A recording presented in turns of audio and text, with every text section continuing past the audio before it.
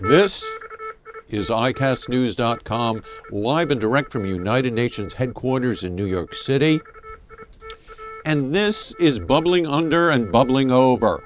Bubbling over, in the last hour, the Secretary General of the United Nations, Ban Ki-moon, has put the right foot forward. Ban Ki-moon, who within the past week stumbled on the international stage with his effort to get Iran involved in peace talks in Syria, pulled a brilliant move today. He appointed Michael Bloomberg, ex-mayor of the city of New York, as his special envoy on climate change and cities. Mr. Bloomberg, according to the official statement, Mr. Bloomberg will assist the Secretary General in his consultations with mayors and related key stakeholders in order to raise political will and mobilize action among cities as part of his, meaning the Secretary General's, long-term strategy to advance efforts on climate change. But more than that, Mr. Bloomberg is somebody who knows how to get things done. In a tweet from Samantha Powers, the American ambassador, Samantha Power, the American ambassador to the United Nations, said, "Mayor Michael Bloomberg knows how to get things done. We need more leaders like him at the United Nations." Not the least they need leaders like him because he's multi-billionaire quality, like Ted Turner, who's given a lot of money here. For a long time, Bloomberg has been involved in pushing the forefront of change for living a healthier lifestyle, doing things to improve the public health, and in addition, he's tried to create a greener city of New York with bike lanes and to try and have congestion pricing.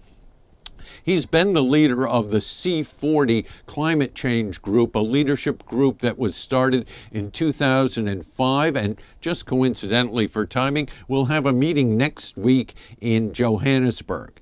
In addition, the leadership qualities that Bloomberg brings, along with his big bucks and big profile that Ban Ki-moon should be going for, next September 23rd, there will be a one-day summit here in New York on what? Climate change and greening of the world. Less cheery, the week ended with Lakhdar Brahimi, the special envoy and representative of the United Nations for Syria, conceding that the talks in Switzerland, in Geneva, between the opposition and the Syrian government, with the United States and Russia sitting in, went nowhere. He said, "We haven't had any real progress to speak of." But he didn't have a disaster either. The meeting did go on. There were a few minor kerfuffles, but both sides did participate in the talks. Sometime in the early days of February, Lakhdar Brahimi hopes to have the sessions reconvened. Nobody has said no yet. Nobody has said no yet. In this case, what hasn't happened is the good news. Yes, Valery Amos, the United Nations humanitarian chief, is right on point when he says the situation is totally unrecognizable and totally horrific. We need to have urgent action now. Things must be done so that the sieges of cities like Homs are lifted. A ceasefire has to go into effect that will allow humanitarian actions to take place, and trucks bearing humanitarian aid must be allowed in. There is movement on the Red Crescent that will be moving its stance away from being just recognizing the needs and wants and serving the people who believe in Bashar al-Assad's government. The Red Crescent is taking some actions. But the idea that talks went on, that people didn't walk out, that there was minor progress is encouraging. On the other hand, Human Rights Watch this week issued a stunning report. I would urge people to download it by going to their website. It's HRW rw.org, where they took pictures before and after from satellites of cities and suburbs in Syria so that you can see for yourself the degree of destruction of ordinary places where ordinary Syrians live.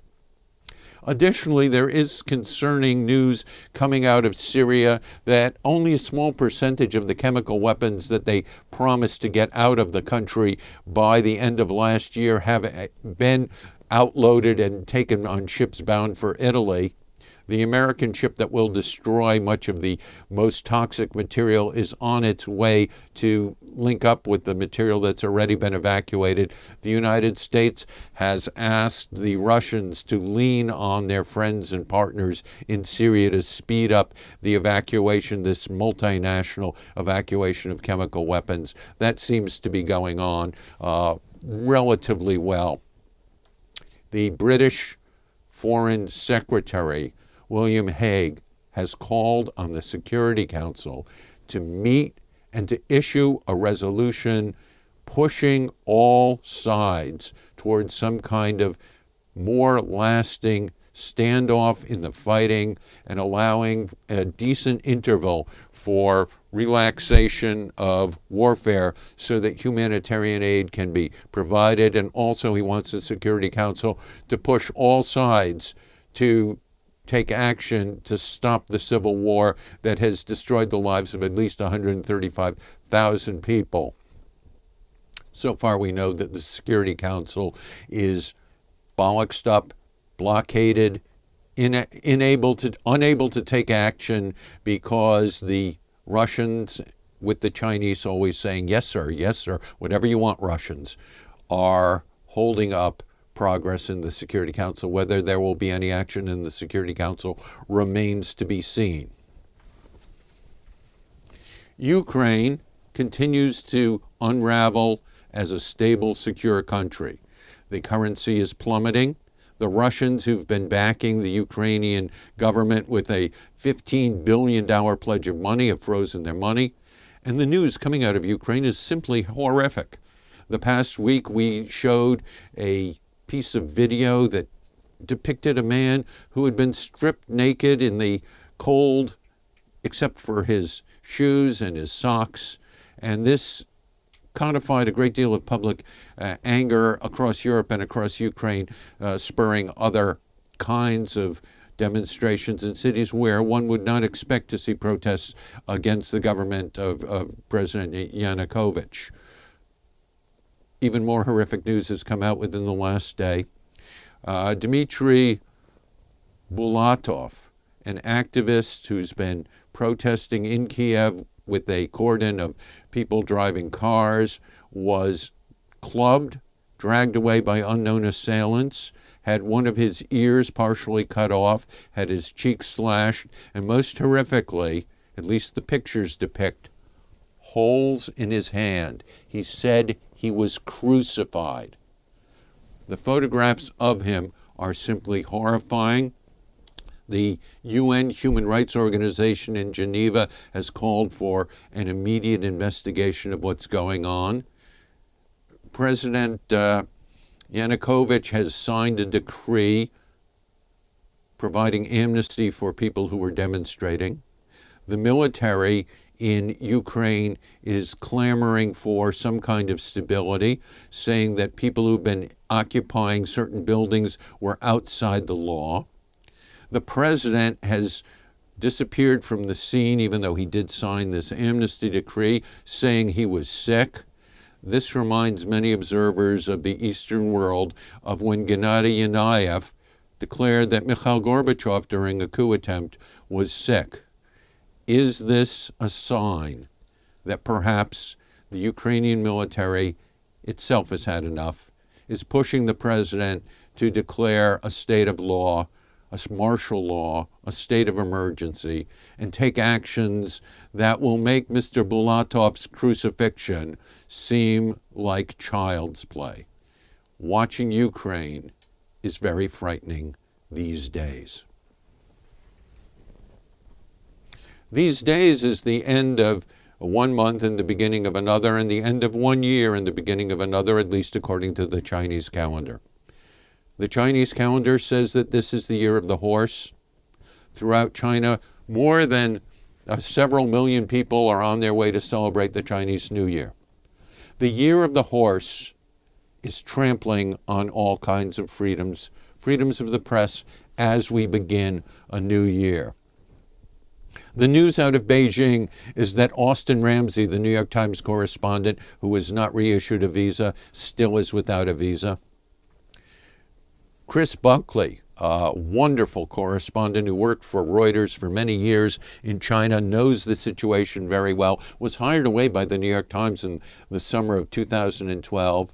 The Chinese government certainly doesn't want the New York Times, a major news organization, having a talented man who understands the situation, and he has not been issued a visa. Bloomberg is suffering, Bloomberg News. The spokesman for the President of the United States, Jay Carney, in an unusual move, has said, "We urge China to commit to timely visa and credentialing decisions for foreign journalists, unblock U.S. media websites, and eliminate other restrictions that impede the ability of journalists to practice their profession." Seldom does Bubbling Under and Bubbling Over endorse the statements of a spokesman for any government. In this case, Mr. Carney is right on target, and that should be our wish for the year of the horse, to stop the trampling on the freedoms of journalists. The journalists who are having their freedoms trampled on are not simply those who are being excluded from China, not simply those who are being beaten up in Kiev and Ukraine. In Russia, journalists from Doj, the best online streaming video news service, are being intimidated and threatened, ostensibly because they asked provocative questions about Leningrad and the siege of Leningrad, and should people have held out against the Nazis, and perhaps it would have saved lives to surrender. We ask questions whether the South could have won the Civil War. What's really going on there is the Kremlin's pressuring them because they've exposed corruption. Imagine, corruption in Kremlin circles.